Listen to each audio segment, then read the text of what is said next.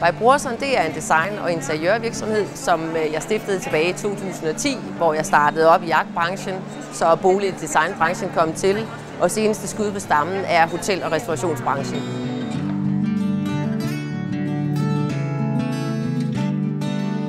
Vi har jo et kæmpe sortiment af træprodukter, der er både designet og produceret her i Danmark. Og nyeste skud på stammen, det er lillebror. Vi har storebror, som er en lidt større version af skærebrættet. Men her er der altså plads til, at saften fra den store lækre steg kan blive her. Du kan servere en bøf, og på den anden side, så kan du også bruge det som anretterfad.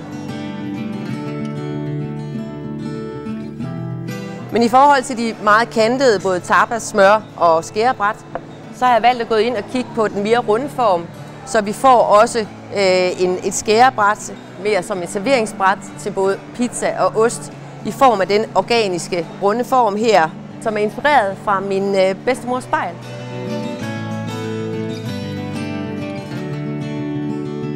Da jeg designede de her tapasbræt, der fandt jeg ud af, at der var et stort spild. Men det har vi lavet om på. Vi har nu designet de her knagerækker ud fra spildet af.